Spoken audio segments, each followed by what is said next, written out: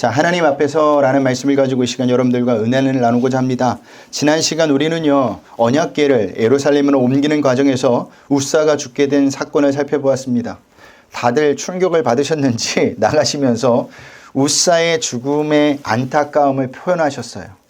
또 어떤 분은요, 나도 하나님의 말씀을 제대로 몰라 우사처럼 하나님께 진노와 심판을 받는 것은 아닌가라는 걱정으로 가신 분도 있었습니다. 자, 그런데 우리가 성경을 볼 때 놓치지 말아야 할 것이 있습니다. 자, 그것은 인간의 관점에서 성경을 보는 것이 아니라 하나님의 관점에서 성경을 봐야 한다는 거예요. 인간의 관점에서 성경을 보면요, 성경은요, 그저 하나의 도덕과 윤리를 가르치는 책으로 전락할 수밖에 없습니다. 하지만 많은 성도가 성경을 어떻게 보죠? 인간의 관점에서 봐요. 그로 인해 성경을 제대로 이해하지 못할 뿐더러 하나님이 하신 일들도 제대로 이해하지 못하는 겁니다. 왜 하나님이 우사를 죽이시지? 말이 안 되잖아. 이것은 인간적인 관점입니다. 여러분, 하나님이 인간에게 성경을 주신 이유가 뭘까요? 죄로 인해 죽을 수밖에 없는 인간을 구원하시려고 성경을 주신 겁니다. 목적이 심판에 있는 것이 아니라 어디에 있다고요? 구원에 있습니다. 그러니까 성경을 통해 우리는요, 하나님의 마음을 읽을 줄 아셔야 돼요.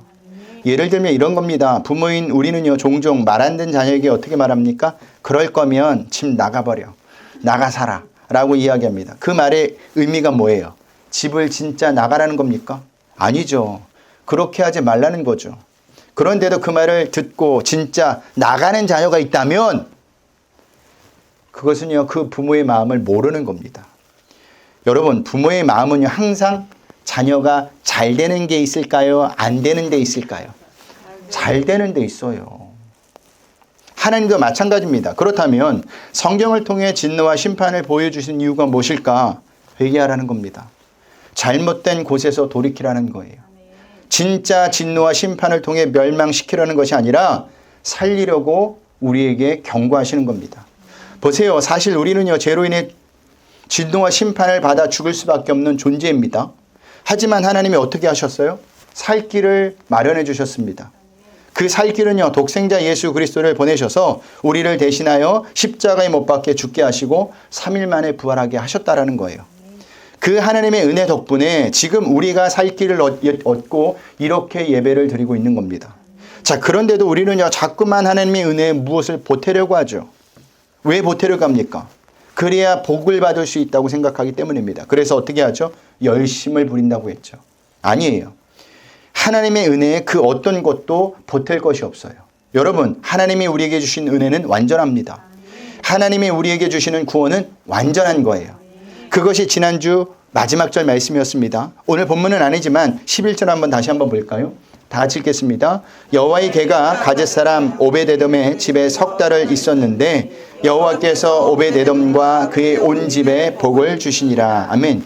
자, 오베데돔과 그의 온 집에 복이 임했다고 했는데 무엇을 했다는 기록은 없어요. 오베데돔이 언약궤를 행주로 닦고 잘했다 이런 말도 없어요. 아무것도 하지 않았는데도 오베데돔과 그의 온 집에 복이 임한 겁니다. 하나님의 은혜가 우리에게 이렇게 주어졌다라는 겁니다. 여기서 우리가 한 가지 더 살펴볼 것이 있습니다. 언약궤가 하필이면 가젯 사람 오베데돔 집에로 갔을까입니다. 자, 가젯 사람 하면 여러분 누가 떠오르죠? 가젯 사람. 누가 떠올라요? 골리앗이 떠오릅니다. 우리 사무엘상 17장 4절에 한번 볼까요? 우리 다 같이 읽겠습니다. 블레셋 사람들의 진영에서 싸움을 돋우는 자가 왔는데 그의 이름은 골리앗이요 가젯 사람이라. 그의 키는 6규빗 한 뼘이요. 아멘. 자, 가드가 어디 있는지 한번 지도로 한번 살펴보겠습니다. 지난주에 봤던 지도입니다. 자, 이 지도는 어떤 지도예요? 언약궤가 움직였던 지도입니다. 빨간색은 블레셋에게 언약궤를 빼앗겼고 블레셋이 언약궤를 옮겼던 그 과정이에요. 그곳에 가드가 있습니다. 어디 있어요? 7번의 가드가 있죠. 자, 이 선이 블레셋 땅입니다. 그러니까 오베데돔은 어느 나라 사람이라는 겁니까? 블레셋 사람이라는 겁니다. 그러면 이스라엘 백성 입장에서 오베데돔은 저주받아 마땅한 이방인이에요. 그 이방인인 오베데돔이 어떤 이유로 이스라엘 땅에 살게 되는지 알 수는 없지만 언약궤가 오벳에돔 집으로 간 겁니다. 자, 우리는 여기서 언약궤가 가젯 사람 오베데돔 집으로 간 이유를 짐작해 볼 수가 있어요. 자, 10절을 보면 우사의 죽음을 본 다윗은요, 언약궤를 예루살렘으로 옮기는 것을 즐겨하지 않았다고 기록하고 있죠. 자, 그렇다면 이스라엘 백성은 어땠을까요? 왕조차도 그런 반응을 보였다면 이스라엘 백성들은 어떻게 했을까요? 똑같았겠죠. 즐겨하지 않았을 거예요. 우사처럼 죽을지도 모르는데 어떻게 즐겨합니까? 즐겨하지 않았을 겁니다. 그러한 이유로 내린 결정이 무엇이냐? 그곳에서 가까운 이방인인 가젯 사람 오베데돔 집으로 언약궤를 보낸 겁니다. 그리고 어떤 생각을 했을까요? 오베데돔 집에 하나님의 진노와 심판이 임할 것이라고 생각했습니다. 왜요? 그는요, 저주받아 마땅한 이방인이었기 때문입니다. 그런데 결과는 어떻게 나타났죠? 전혀 다른 결과가 나타났습니다. 언약궤가 석 달을 오베데돔 집에 있었는데 오베데돔과 그의 온 집이 복이 임한 거예요. 집에. 우리는 여기서 다시 한번 하나님의 은혜가 어떤 것인지를 보게 돼요. 그렇다면 오늘날 저주받아 마땅한 이방인 오베데돔이 누굴까요? 앞에서도 말씀드렸듯이 우리입니다. 우리도 이방인입니다. 우리가 이방인 오베데돔이에요. 그런데 여러분은 복을 받아 이 자리에 나와 있지 않습니까? 어떤 복이에요? 구원의 복입니다. 하나님의 은혜가 예수 그리스도의 십자가로 말미암아 우리에게 주어진 겁니다. 이렇게 우리에게 구원의 복이 임했다라는 거예요. 그것도 어떻게 해요? 거저 임한 겁니다. 그렇다면 이미 하나님의 은혜를 받은 자로서, 복 받은 자로서 어떻게 살아야 될까요? 날마다 감사하며 사셔야죠. 날마다 그 믿음으로 사셔야 한다는 겁니다. 그게 신앙생활이에요. 여러분, 신앙생활은 내가 열심을 부리는 게 신앙생활이 아니라 받은 은혜에 감사하는 게 신앙생활입니다. 그 은혜를 믿는 믿음으로 사는 게 신앙생활이에요. 자, 언약궤가 오베데돔 집에 있는지 석 달쯤에 어떤 사람이 다윗에게 소식 하나를 전해줍니다. 자, 그 소식은 하나님이 오베데돔 집에 복을 주셨다는 거예요. 이 소식을 듣고 다윗은요, 다시 한번 언약궤를 옮기려고 합니다. 12절을 보겠습니다. 다 같이 읽겠습니다. 어떤 사람이 다윗 왕에게 아뢰어 이르되 여호와께서 하나님의 궤로 말미암아 오베데돔의 집과 그의 모든 소유에 복을 주셨다 한지라. 하나님의 궤를 기쁨으로 메고 오베데돔의 집에서 다윗 성으로 올라갈세. 아멘. 다윗이 왜 생각이 바뀌었을까요? 그것은 언약궤로 인하여 오베데돔과 그의 온 집에 복이 임했다는 소식을 들었기 때문입니다. 그 의미는 우사의 죽음이 언약궤 자체로 인한 것이 아니라 언약궤를 잘못 다룸으로 인한 것이었다는 것을 비로소 깨달았다는 거죠. 그래서 어떻게 합니까? 철저하게 하나님이 내리신 지침대로 옮깁니다.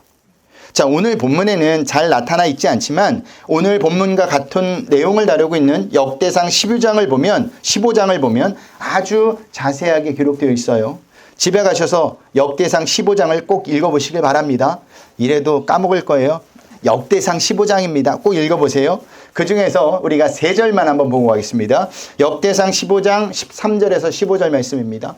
역대상 15장 13절에서 15절 말씀 다 같이 읽겠습니다. 전에는 너희가 매지 아니하였으므로 우리 하나님 여호와께서 우리를 찢으셨으니 이는 우리가 규례대로 그에게 구하지 아니하였음이라 하니 이에 제사장들과 레위 사람들이 이스라엘 하나님 여호와의 궤를 메고 올라가게 하여 몸을 성결하게 하고 모세가 여호와의 말씀을 따라 명령한 대로 레위 자손이 채 하나님의 궤를 깨어 어깨에 매니라. 아멘. 지난주에 봤던 그림을 다시 한번 보겠습니다. 보여주세요. 자, 이제는 이렇게 메고 간 거예요. 예, 어깨에 모여서 채를 끼워서 어깨에 메고 간 겁니다. 자, 됐습니다. 자, 보세요. 이번에는요, 언약궤를 수레에 싣지 않고 하나님께서 정하신 사람들에게 언약궤를 매게 한 겁니다. 자, 여기서 정하신 사람은 누굴까요? 레위인들을 말하겠죠. 이 의미는 다윗이 하나님께서 정하신 지침대로 수행하며 언약궤를 옮겼다라는 거예요. 그리고 언약궤를 맨 사람들이 먼저 6걸음을 갑니다. 그리고 제사를 드려요. 13절을 볼까요? 다 같이 읽겠습니다. 여호와의 궤를 맨 사람들이 6걸음을 가매 다윗이 소와 살찐 송아지로 제사를 드리고. 아멘. 자, 왜 6걸음을 떼고 제사를 드렸을까? 특별한 이유는 없습니다. 그냥 6걸음을 띄어다 보니까 안 죽는 거예요. 그러니까 하나님께서 이 일을 허락하셨구나라는 생각에 감사 제사를 드린 겁니다. 자, 이러한 다윗의 모습에서 우리는요, 자신의 잘못을 인정했다는 것을 찾아볼 수가 있습니다.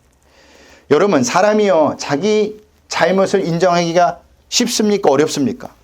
어려워요. 왜 어렵느냐? 자신의 잘못이나 죄를 인정하면요, 죽는 것 같고 모든 것이 끝장나 버린 것 같습니다. 그래서 많은 사람이 자신의 잘못이나 죄가 드러났음에도 불구하고 그것을 인정하지 않죠. 거짓말을 하거나 요리조리 피해가려고 하는 거예요. 하지만 그것은 그들의 착각이에요. 오히려 자신의 잘못이나 죄를 인정하지 않으면 하나님을 찾지도 하나님 앞에서 절대로 나가지도 못합니다. 이게 신앙생활입니다. 사람이 언제 병원에 갈까요? 자신이 건강하다고 생각하는 사람은 절대 병원에 가지 않아요. 이와 반대로 자신이 건강이 약하다고 생각하는 사람은요, 조금만 문제가 생기면 바로 병원에 갑니다. 그러면 여기서 질문을 하겠습니다. 누가 더 오래 살까요? 대부분 보면요, 자신의 건강이 약하다고 생각하는 사람이 오래 살아요. 쉽게 이야기하면요, 가늘고 길게 가는 겁니다. 왜냐하면 그만큼 자신의 건강에 대해서 민감하게 반응하고 관리하기 때문이죠. 자, 이것을 신앙생활에 적용해 본다면 누가 신앙생활을 잘할까요?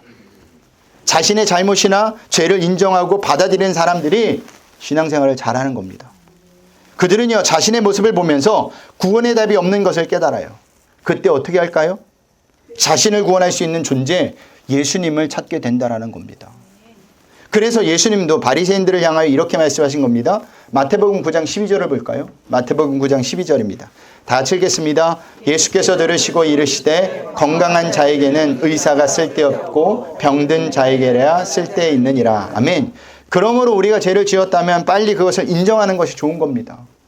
그리고 예수님께 나오시길 바랍니다. 우리를 죄에서 구원하실 분은 예수님밖에 없어요. 내가 절대로 나를 스스로 구원할 수 없습니다. 예수님만이 우리의 살 길이라는 거예요. 자, 제사를 드린 다음 다윗은요, 언약궤를 예루살렘으로 가져왔다는 기쁨을 에봇을 입고 춤을 추며 표현합니다. 그것도 힘을 다해서 말이죠. 우리 14절 15절을 보겠습니다. 다 같이 읽겠습니다. 다윗이 여호와 앞에서 힘을 다하여 춤을 추는데 그때 다윗이 배에 에봇을 입었더라. 다윗과 온 이스라엘 족속이 즐거이 환호하며 나팔을 불고 여호와의 궤를 메어 오니라. 아멘.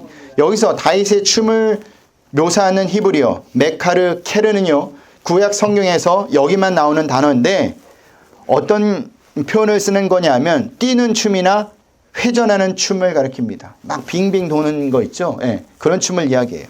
그리고 구약 성경에서 유일하게 남자로서 누구만 춤만 춘 줄 아십니까?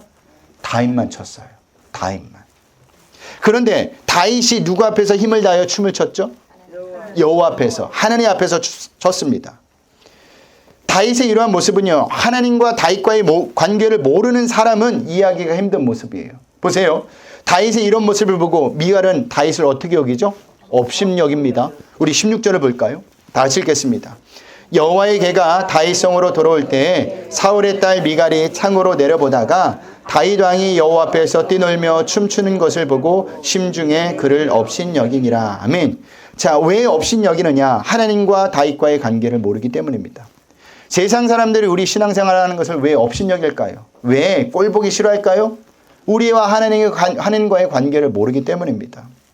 미갈의 입장에서는요, 다윗의 이러한 행동이 천박해 보이는 거예요. 세상 사람들에게 보기에 우리 그리스도인의 신앙생활은 어리석어 보이는 겁니다. 그러나 다윗의 입장은 달라요. 우리의 입장은 달라요. 하나님의 영광을 위해서라면 아무리 자신의 우습게 보일지라도 다윗은 전혀 그것을 개의치 않습니다. 우리도 마찬가지죠. 이것은 무엇을 의미하느냐면 성도는 자신의 신분이나 체면을 생각하기보다는 하나님의 영광을 먼저 생각해야 한다는 겁니다. 그래서 비록 남이 우습게 보는 일이라 할지라도 하나님이 시키는 일이라든가 하나님을 영광히 하는 일이라고 판단될 때는 주저하시면 안 된다는 거죠. 바로 실행해야 합니다. 왜냐하면 그것이 성도의 본분이기 때문이죠.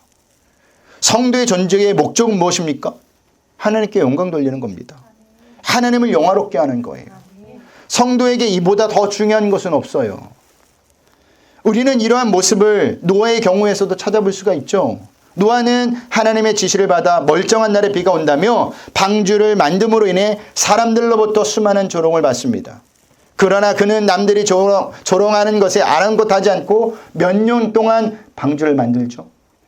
120년이다. 120년. 그리고 노아와 그의 가족이 방주 안으로 들어가서 문을 닫는 순간 비가 내리기 시작합니다. 그렇게 비는 그때부터 온 세상이 덮일 때까지 와요. 방주에 들어가지 않던 모든 사람은 어떻게 되었습니까? 다 죽었죠. 그러면 누구만 구원받은 겁니까? 노아와 그의 가족만 구원받은 겁니다. 그때 사람들이 무엇을 느꼈을까요? 우리가 그렇게 조롱했던 노아가 옳았구나. 마지막 심판대 앞에 가서도 마찬가지일 겁니다. 저 사람들이 저렇게 신앙생활한 이유가 있었구나. 그러므로 비록 세상 사람들이 우리의 신앙생활을 우습게 여기고 알아주지 않는다 해도 하나님의 영광을 위한 일이라면 물러서지 마셔야 합니다. 계속 그 길을 가셔야 합니다. 사람은 알아주지 않아도 누가 알아줄까요? 하나님이 알아주세요. 이것만큼 우리에게 힘이 되는 것이 없습니다. 자, 다윗은 언약궤를 예루살렘으로 안치하고 하나님께 번제와 화목제를 드린 후 하나님의 이름으로 백성들을 축복합니다. 그리고 남녀를 막론하고 모두에게 떡 한 덩이와 한 개와 고기 한 조각과 건포도 한 덩이씩 나눠주죠. 18절 19절을 볼까요? 다 같이 읽겠습니다. 다윗이 번제와 화목제 드리기를 마치고 만군의 여호와의 이름으로 백성에게 축복하고 모든 백성 곧 온 이스라엘 무리에게 남녀를 막론하고 떡 한 개와 고기 한 조각과 건포도 떡 한 덩이씩 나눠주매 모든 백성이 각기 집으로 돌아가니라. 아멘. 다윗이 백성들에게 화목제물인 음식을 나눠준 것은요, 그들로 하여금 하나님의 은혜에 동참하게 한 겁니다. 그런데 그 대상이 누구예요? 모든 백성 곧 온 이스라엘의 무리에게 남녀를 막론하고입니다. 그 음식을 남녀 귀천을 따지지 않고 모두 동일하게 나누어 줬다라는 겁니다. 그 의미는 하나님의 은혜는 누구나 차별 없이 임한다는 것을 상징적으로 보여주는 그림이에요. 하나님의 은혜는요, 특정한 계급이나 남녀를 구별하지 않고 모든 사람에게 차별 없이 주십니다. 그 덕분에 저와 여러분이 있는 거예요. 누군가가 와서 교회에 도움이 된다 이런 거 없어요. 인간은 그 어느 누구도 하나님 앞에 도움이 되는 사람은 없어요. 왜요? 죄인이기 때문이에요. 근데 가끔 어떤 성도님들은요, 누구를 데리고 와서 그 사람이 교회에 많이 도움이 될 겁니다 라고 이야기하시는 분들도 있어요. 지난주에 어떤 목사님을 만났는데 다음 주에 한 장로님이 누구를 전도한대요. 전도하면서 그분이 오실 텐데 목사님에게 많은 힘이 될 거라고 하면서 어떤 이야기를 했는지 아십니까? 홍성에서 꽤 알아주는 부자입니다, 목사님. 그게 하나님 앞에 힘이 될까요? 아니에요. 이 세상 모든 것은 하나님의 것입니다. 인간이 아무리 많이 가져봐도 하나님보다 많이 가질 수 없어요. 그런데 우리 저변에는, 우리 생각 저변에는 이상한 것들이 자리 잡고 있어요. 그 또한 구원받아야 될 죄인입니다. 하나님의 은혜가 임해야 될 죄인이라는 겁니다. 이처럼 하나님의 은혜는요, 특정한 계급이나 남녀를 구분하지 않고 모든 사람에게 차별 없이 주어져요. 그 덕분에 저와 여러분이 이 자리에 있는 겁니다.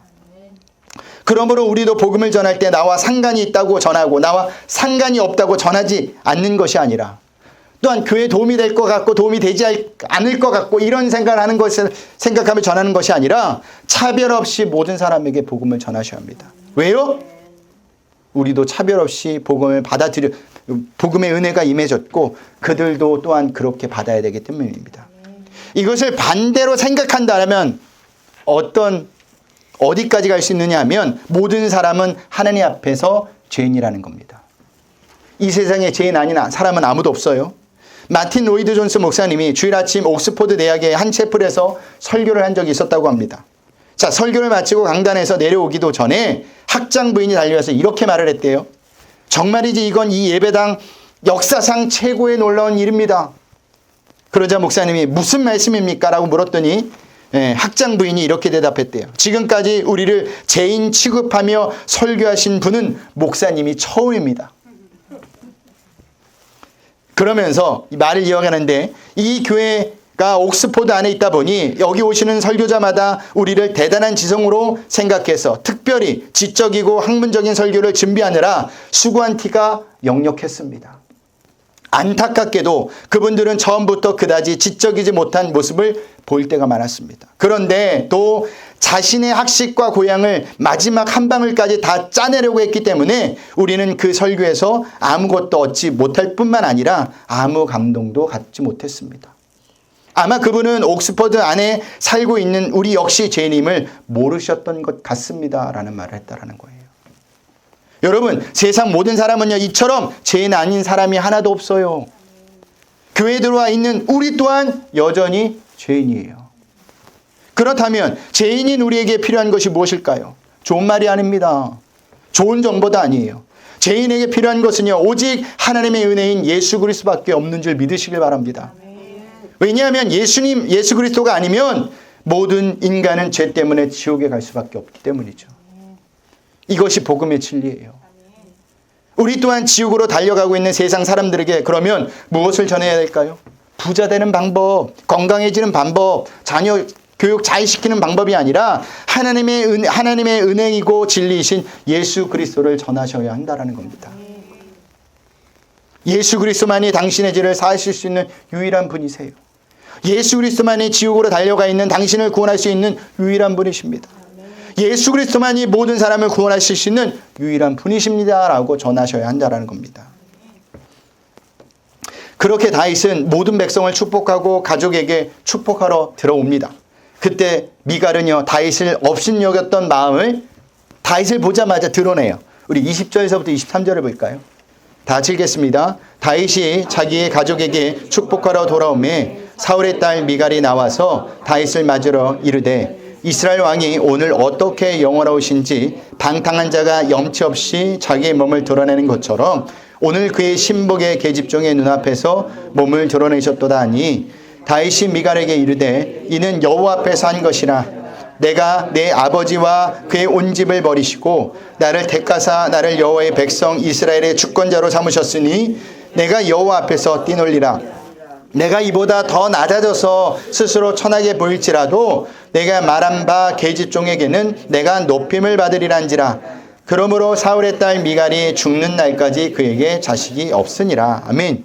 자, 미갈의 업신여겼던 마음은요 언약궤 앞에서 왕으로서의 위신과 체면을 차리지 않고 춤을 추었다는 것입니다. 그런 다윗에게 미갈은요 방탄자라는 단어까지 쓰면서 업신여겼죠. 자, 여기서 방탄자라는 의미는요 아무 쓸모 없고 모자란 자 또한 정신 나간 자들 가운데 한 명이라는 겁니다.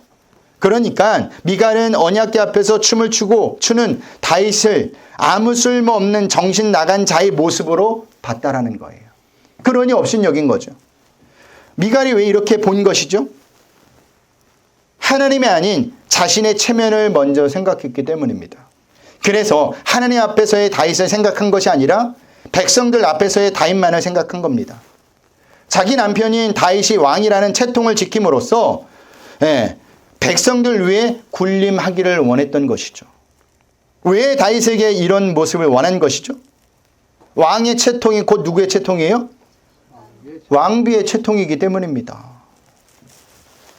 여기서 다윗과 미갈의 전혀 다른 생각이 드러납니다. 다윗은 하나님이 자신을 택하여 이스라엘 왕이 되게 하셨음을 잊지 않고 생각한 것이고 미갈은 자신이 어떻게 왕비가 되었는지를 잊은 것이에요. 미갈이 어떻게 왕비가 되었죠? 남의 부인이었던 첫 번째는 다윗의 부인이었지만 나중에 다윗이 도망자의 삶을 살 때 다른 남편의 부인이 되었죠.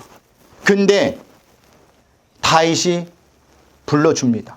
데리고 와야지 내가 이 언약을 하겠다라고 했습니다.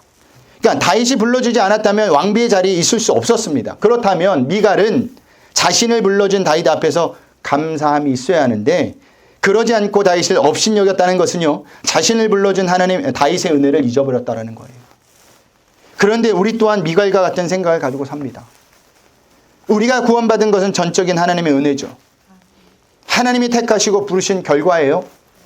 더 나아가 세상에서 어떤 지위에서 어떤 일을 하든 그 모두는 하나님이 세워주신 것입니다. 그렇다면 우리는 하나님 앞에서 어떤 지위도 자랑이 될 수 없어야 합니다. 사람 앞에서도 마찬가지예요. 내가 한 것이 아니기 때문에. 그런데도 우리는 어떻게 삽니까? 나는 다른 사람과 다르다는 것을 과시하며 살죠. 이것은 미갈과 같은 생각을 가지고 있는 겁니다.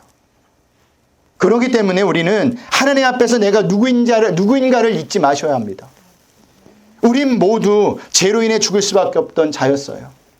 그런 우리를 하나님이 구원하시기 위해서 택하시고 부르신 것입니다.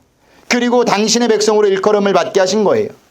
우리의 힘과 노력으로 된 것이 아니라는 거죠. 전적인 하나님의 은혜예요. 그러므로 구원에 있어서만큼은 그 누구도 자랑할 것이 없어요. 왜 없습니까? 오직 하나님의 은혜와 사랑으로 된 것이기 때문입니다. 그렇기 때문에 우리는요, 하나님 앞에서 우리는 목사나 권사나 집사나 다 똑같은 겁니다. 목사니까 대접을 받아야 되고, 성도니까 대접받지 말아야 되고, 목사니까 높은 자리에 앉아야 되고, 성도니까 저 밑에 앉아야 되고, 그런 거 없어요. 하나님 보시기에 다 똑같습니다. 설교할 때나 목사지 내려가면 저도 여러분들과 똑같은 성도입니다. 여러분, 내가 하늘나라에 가면 제가 목사로 취급받을 것 같습니까? 대접받을 것 같습니까? 아니에요. 저도 한낱 하나님께 찬양드리는 찬양자로 대접받는다라는 겁니다. 여러분들과 똑같다라는 겁니다. 하나도 다르지 않아요. 이것을 신앙생활하면서 잊지 마셔야 돼요. 이것을 잊으니까 우리가 다른 사람을 하찮게 보는 겁니다. 교회에서도. 나와 다르다고 생각하는 겁니다. 나는 이렇게 열심을 부려서 이 정도까지 하는 거예요. 아니에요. 하나님 보시기엔 다 똑같습니다. 그리고 하나님 앞에서 우리는 그 무엇도 아니고 다만 은혜 받은 자일 뿐이라는 생각이 마음에 살아 있어야 합니다. 그래야 우리는 교만하지 않아요. 늘 올바른 신앙생활을 할 수 있습니다. 말씀을 마치겠습니다. 여러분, 우리는 하나님 앞에서 아무것도 아닌 존재예요. 우리가 누리고 있는 모든 것은 하나님이 허락하셨기 때문에 있는 거예요. 성도로서 살아가는 건 역시 하나님의 택하심과 부르심의 결과입니다. 무엇 하나 우리가 공로로 내세울 것이 하나도 없어요. 누구 앞에서요? 하나님 앞에서. 다만 하나님이 주신 복을 거저 받고 누리고 있을 뿐입니다. 신앙생활하면서 한 주간도 우리가 이 진리를 놓치지 마시길 바랍니다. 이것을 놓치지 않는 자가 정말로 올바른 신앙생활을 할 수 있는 겁니다. 하나님의 자리를 탐하지 않는 겁니다. 내가 하나님의 자리에 올라서지 않는다라는 거예요. 이것을 꼭 기억하시고 한 주간도 올바른 신앙생활을 할 수 있는, 하나님 앞에서 할 수 있는 우리 브릿지교회 성도님들이 되시길 주님의 이름으로 부탁드리겠습니다.